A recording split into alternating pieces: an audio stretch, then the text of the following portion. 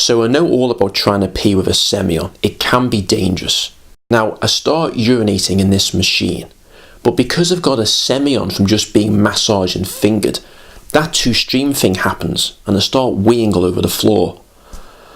So after readjusted and compensated, right, I'm now locked on target and I'm pissing for England. I'm pissing so goddamn hard, I feel like I'm gonna faint. The only thing that's stopping me fainting is the horrific stench. I just had asparagus soup for lunch. It's a bad idea.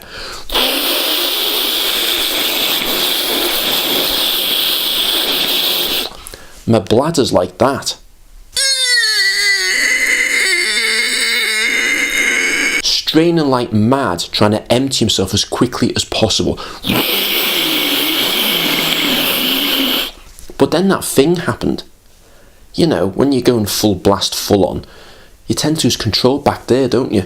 Of your sphincter.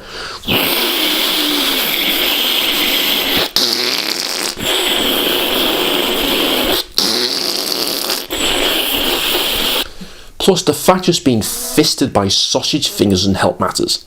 I thought, if I'm not careful here, I'm going to end up shitting myself. I'm going to follow through on this beige carpet.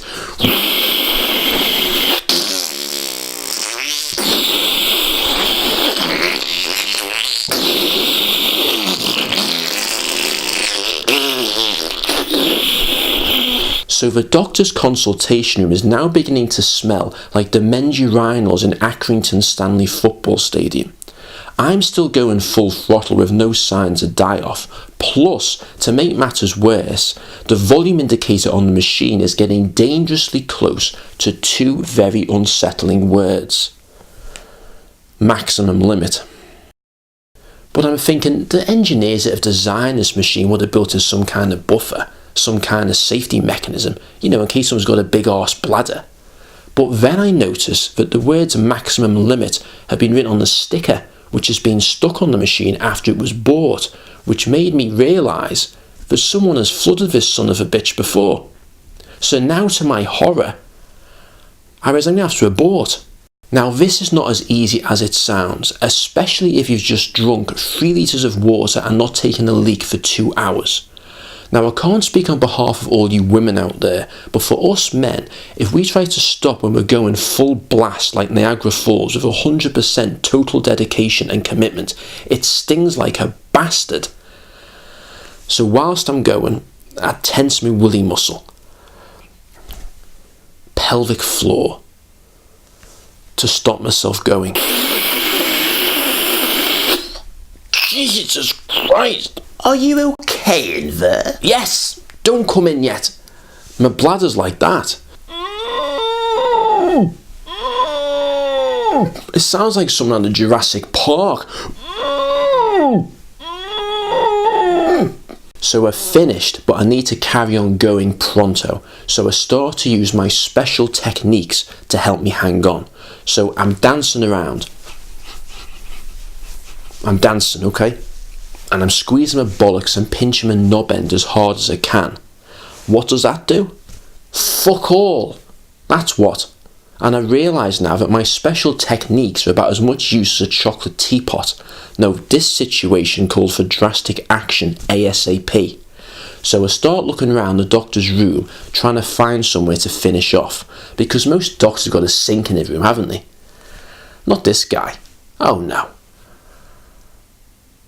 But he has got a fish tank. Now, I'm so desperate now, I don't care. I don't give a shit. I need to go now. So I get a chair. Well, this thing's waist height. It's a big arse tank. Take the lid off and I start pissing in his tank. Heaven. Total relief. The only problem is I've recently started taking a multivitamin pill. So my wee is the same colour as a pineapple flavour Mr. Freeze ice pop. So I'm generating a kind of blanket of toxic foul stenching urine which is gradually sinking into the tank. I'm thinking, bloody hell, he's fishing right peeved off in a minute when the fallout reaches him.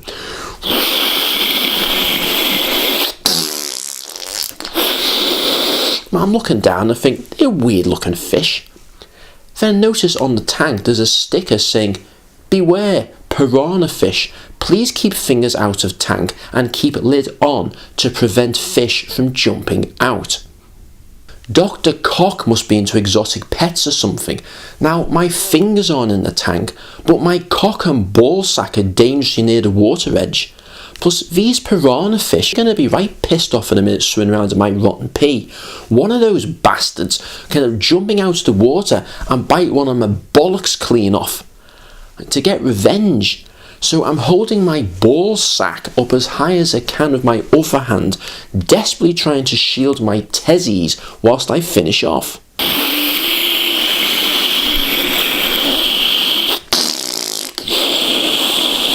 Anyway, I eventually finish off, okay? I put the lid back on the tank and return to my seat.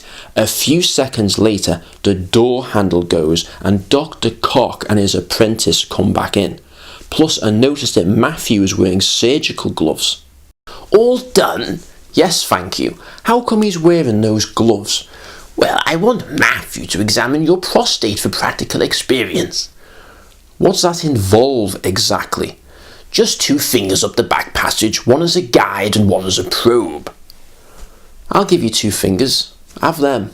Right, I'm off." "Hold on a minute, you can't go yet. We haven't finished your assessment. I need to show you the Kegel exercise and prescribe you medication." "Yes, I can. Watch me go. I don't want to be assessed anymore, thank you very much. And I say I don't want to be fingered again. I don't need Kegel exercises and I'm not going to take medication. I'm going to cope on my own." "Hold on a minute, where do you think you're going?" "I'm going to Boots, Dr. Cock, to buy myself a fucking nappy."